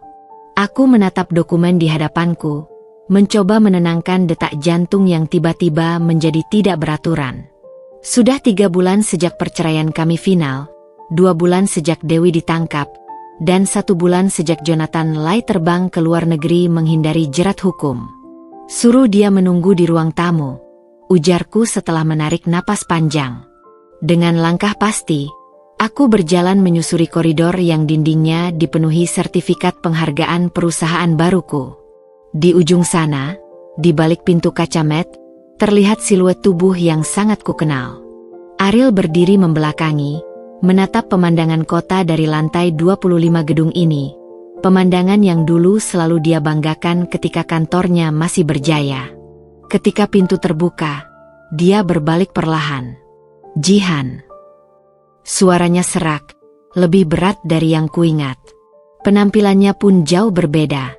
Kemejanya tidak lagi bermerek, celananya sedikit usang, dan matanya yang dulu penuh percaya diri kini terlihat lelah. Tapi yang paling mengejutkan, di tangannya tergenggam sebuah buku catatan kecil yang kukenal terlalu baik. Buku catatan yang selalu kubawa saat kita masih pacaran dulu, berisi impian-impian kami berdua. Kau masih menyimpannya, bisikku, lebih sebagai pernyataan daripada pertanyaan. Dia mengangguk pelan, membuka halaman pertama di mana ada tulisan tanganku yang sudah memudar. Impian kita, membangun keluarga kecil yang hangat. Aku menemukannya di dalam kotak kenangan, ujarnya, jemarinya dengan hati-hati membalik halaman demi halaman yang penuh coretan masa lalu kami. Aku lupa betapa berbeda kita dulu. Betapa tulusnya semua ini. Aku menarik kursi, menjaga jarak aman antara kami. Apa yang kau inginkan, Ariel? Dia menatapku lama, lalu tiba-tiba berlutut. Tangannya yang gemetar mengeluarkan sebuah flash drive dari saku. Ini semua bukti transaksi gelap Jonathan Lai selama 5 tahun terakhir. Aku mengumpulkannya diam-diam setelah tahu dia yang menghancurkan kita. Aku mengambil flash drive itu dengan hati-hati, merasakan betapa dinginnya benda kecil itu. Kenapa sekarang? Karena aku baru menyadari sesuatu, bisiknya, matanya berkaca-kaca. Selama ini aku menyalahkan Dewi, menyalahkan Jonathan, menyalahkan keadaan, tapi yang paling bersalah adalah aku sendiri. Dia menunduk, bahunya bergetar. Aku yang memilih untuk mengabaikanmu. Aku yang memilih untuk tidak setia. Aku yang memilih untuk menjadi orang hina yang memanfaatkan cintamu. Air mata jatuh ke karpet tebal ruangan, membentuk noda kecil yang langsung diserap. Aku tidak berharap kau memaafkanku, lanjutnya dengan suara parau. Tapi setidaknya biarkan aku melakukan satu hal benar dalam hidupku, menjadi saksi utama dalam kasus Jonathan Lai. Aku sudah bicara dengan jaksa, aku siap masuk penjara atas semua kesalahanku. Ruang tamu yang megah itu tiba-tiba sangat sunyi. Hanya terdengar suara hujan yang terus menghantam kaca jendela. Aku memandangi pria di hadapanku, pria yang dulu kukira akan menghabiskan sisa hidupku bersamanya, yang kemudian menghancurkanku, dan kini hanya bayangan dari dirinya yang dulu. Ariel, ujarku pelan, apa kau pikir dengan memberikan ini, dengan mengaku semua kesalahanmu, lalu segalanya akan baik-baik saja? Dia menggeleng, wajahnya menyeringai sakit. Tidak. Aku tahu tidak ada yang bisa memperbaiki apa yang sudah kulakukan. Tapi aku menerima pengakuanmu, potongku, berdiri dan berjalan ke jendela. Kota Jakarta terlihat buram di balik hujan. Tapi jangan harap ini untuk kita. Kita sudah berakhir, Ariel. Sudah saatnya kita berdua melanjutkan hidup. Dia terdiam lama, lalu perlahan berdiri. Aku mengerti. Di pintu, dia berbalik. Aku akan selalu menyesali semuanya, Jihan. Ketika pintu tertutup, aku menatap flash drive di tanganku. Mungkin ini adalah hadiah perpisahan terakhir darinya. Sebuah penebusan dosa kecil sebelum dia menghadapi konsekuensi perbuatannya. Dan aku akan melanjutkan hidupku, dengan pelajaran berharga dari masa lalu, dan harapan baru untuk masa depan. Pagi itu, langit Jakarta terlihat begitu kelabu, seolah turut berduka atas kehancuran yang sedang kusaksikan. Aku berdiri di depan gedung tua yang dulu menjadi kantor pusat PT Makmur Sejahtera, menyaksikan petugas kepailitan memasang stiker besar berlogo pengadilan di pintu kaca yang sudah penuh debu. Suara derit pintu yang dibuka paksa menggema di lobi kosong, memecah kesunyian yang menyelimuti tempat ini selama berminggu-minggu. Semua barang akan disita hari ini, Bu, ujar seorang petugas yang mengenakan rompi oranye terang, menyerahkan dokumen panjang berisi daftar aset perusahaan yang akan dilelang. Mataku menelusuri setiap baris, perabotan kantor mewah, komputer high-end, bahkan koleksi seni yang dulu dengan bangga dipajang Ariel di ruang direksi. Semuanya akan berpindah tangan, menjadi milik orang-orang asing yang tak tahu betapa berharganya benda-benda itu bagi kami, bagi sejarah kami. Kaki ini terasa berat melangkah masuk ke dalam. Ruangan yang dulu ramai oleh suara ketikan keyboard dan obrolan karyawan kini hanya dipenuhi gema langkahku sendiri. Aroma kopi dan parfum mahal sudah tergantikan oleh bau lembab dan debu yang menumpuk. Di dinding, foto-foto pencapaian perusahaan masih tergantung miring, termasuk yang menampilkan Ariel dengan senyum lebar sedang memotong pita proyek pertamanya. Proyek yang kubantu dananya tanpa sepengetahuannya. Bu Jihan. Suara familiar membuatku menoleh.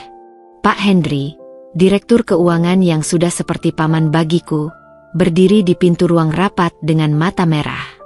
Aku tidak menyangka kau akan datang. Aku tersenyum getir. Aku harus melihat akhir dari semua ini dengan mataku sendiri, Pak. Dia mengangguk pelan, lalu menunjuk ke arah ruang kerja Ariel. Kau mungkin ingin melihat itu dulu sebelum mereka membongkar semuanya. Ruang kerja yang dulu menjadi simbol kekuasaan Ariel kini lebih mirip kuburan.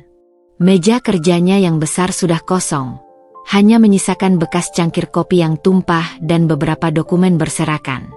Tapi yang membuat napasku tersendak adalah apa yang masih menempel di dinding. Foto pernikahan kami yang sudah kusangka dia buang. Bingkai kaca itu retak di sudutnya, tapi senyum kami di dalam foto masih terlihat jelas. Aku tidak pernah mengerti mengapa dia melakukan semua itu, bisik Pak Hendry di belakangku. Dia punya segalanya, istri seperti kau, bisnis yang berkembang, tapi tetap saja tidak cukup. Aku menyentuh foto itu perlahan, mengingat hari bahagia yang sudah terasa seperti kehidupan lain. Kadang yang paling berbahaya bukan karena kita tidak memiliki apa-apa, Pak, tapi karena kita mengira apa yang kita miliki tidak akan pernah pergi. Petugas pengadilan masuk ke ruangan, membawa alat pembongkaran. Maaf, Bu. Kami harus melanjutkan proses penyitaan. Aku mengangguk, mengambil foto itu dari dinding. Hanya ini yang akan kuambil. Di luar gedung, hujan rintik-rintik mulai membasahi jalanan. Aku berdiri di bawah payung yang dipegang oleh sopir pribadiku, menatap gedung itu untuk terakhir kalinya. Dalam hitungan hari, nama PT Makmur Sejahtera akan hilang dari papan depan, digantikan oleh perusahaan baru dengan pemilik baru. Seperti hidupku, bab yang lama telah berakhir, bab yang baru sedang menanti. Tapi sebelum benar-benar pergi, satu pertanyaan masih menggelayuti pikiranku. Apa yang sebenarnya terjadi pada Ariel sekarang? Apakah dia masih bersembunyi? Apakah dia sudah menyerah? Acau. Belum sempat menyelesaikan pikiran, ponselku bergetar. Sebuah pesan dari Reza. Jihan, aku dengar berita tentang perusahaan Ariel. Kau baik-baik saja? Aku di kafe dekat kantormu jika kau butuh teman bicara. Senandung kecil meluncur dari bibirku. Mungkin inilah yang dibutuhkan seseorang yang baru saja menyaksikan masa lalunya runtuh. Sebuah tawaran untuk memulai sesuatu yang baru. Dan untuk pertama kalinya sejak lama, aku merasa aku siap. Senja mulai merambat di antara gedung-gedung Jakarta ketika aku melangkah keluar dari kantor JH Capital, menikmati udara sore yang mulai sejuk setelah seharian terik matahari. 2 bulan sudah berlalu sejak kebangkrutan total PT Makmur Sejahtera, dan kehidupan baru yang kubangun perlahan mulai terasa nyaman. Bu Jihan, mobil sudah siap. Sopirku membukakan pintu, tapi aku menggeleng. Tidak usah, Herman. Aku ingin berjalan kaki hari ini. Aku menyusuri trotoar yang ramai, melewati kafe-kafe kecil dengan aroma kopi yang menggoda. Salah satu kafe itu, Kopi Tetangga, telah menjadi tempat rutinku setiap Jumat sore. Tidak hanya karena kopinya yang nikmat, tapi juga karena pemiliknya yang selalu menyambutku dengan senyuman tulus. Bel pintu kafe berbunyi lembut ketika aku masuk. Bau kayu dan kopi sangrai langsung menyambutku, menciptakan perasaan hangat yang langsung membuat bahu yang tegang seharian menjadi rileks. Jihan. Reza muncul dari balik mesin kopi, wajahnya berseri seperti biasa. Aku sudah menyiapkan tempat favoritmu. Dia menunjuk ke sudut dekat jendela, di mana satu meja kecil dengan bunga segar dan buku catatan kesukaanku sudah menanti. Selama 2 bulan terakhir, Jumat sore bersama Reza telah menjadi ritual yang tak tergantikan. Kita bicara tentang bisnis, tentang buku, tentang kehidupan, dan kadang-kadang, tentang masa lalu yang masih tersisa seperti bayangan samar. Special blend hari ini, ujarnya sambil menaruh cangkir keramik biru muda di hadapanku. Kopi dari Toraja, dengan sedikit kayu manis. Seperti yang kau suka. Aku menyeruput perlahan, menikmati rasa hangat yang menyebar di dada. Enak. Lebih enak dari minggu lalu. Reza duduk di seberangku, matanya berbinar penuh pertanyaan seperti biasa. Jadi, bagaimana presentasi ke investor Jepang tadi? Aku menghela napas. Mereka tertarik, tapi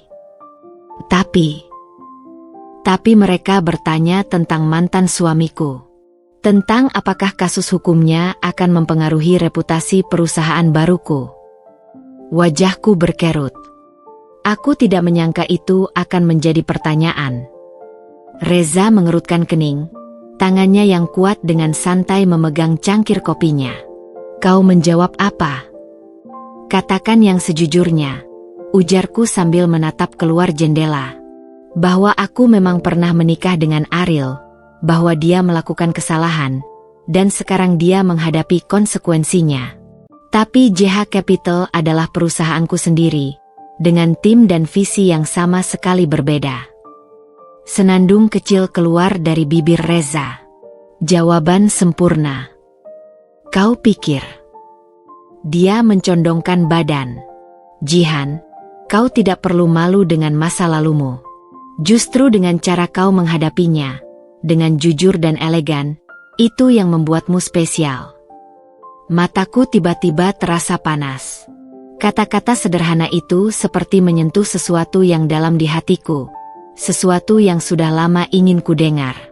Perbincangan mengalir seperti biasa, tentang rencana ekspansi JH Capital, tentang ide Reza membuka cabang kafe baru, tentang buku terbaru yang kita berdua baca.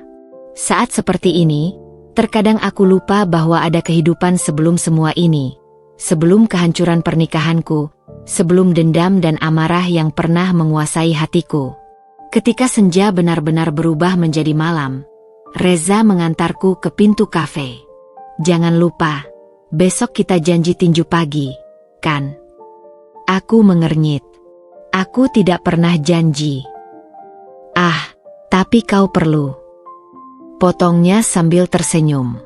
Bagus untuk melepas stres. Jam 7 pagi, aku jemput. Sebelum sempat protes, dia sudah menutup pintu kafe sambil melambai. Aku berdiri di trotoar dengan mulut sedikit terbuka, lalu akhirnya tersenyum sendiri. Di dalam taksi yang membawaku pulang, ponselku bergetar. Sebuah pesan dari pengacaraku. Keputusan akhir pengadilan. Ariel dihukum 3 tahun penjara atas kasus penggelapan dana perusahaan.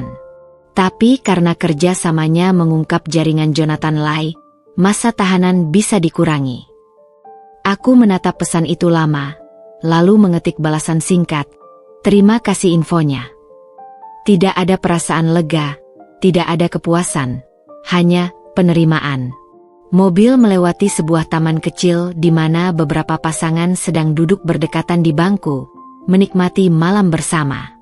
Dulu, aku dan Ariel juga sering melakukan hal yang sama. Tapi malam ini, yang terlintas di pikiranku bukanlah kenangan pahit itu, melainkan senyum Reza saat dia menyodorkan kopi spesialnya, atau cara matanya berbinar ketika membicarakan impiannya membuka kafe di setiap sudut Jakarta. Dan untuk pertama kalinya dalam waktu yang sangat lama, aku merasa bahagia. Bahagia dengan keadaanku sekarang. Bahagia dengan orang-orang yang memilih untuk tetap berada di hidupku. Dan yang paling penting, bahagia dengan diriku sendiri, dengan semua luka dan pelajaran yang kubawa dari masa lalu. Besok akan ada latihan tinju pagi. Lusa akan ada meeting penting dengan investor baru. Dan hari-hari setelahnya, aku tidak tahu pasti. Tapi satu hal yang aku yakin, aku siap menghadapinya.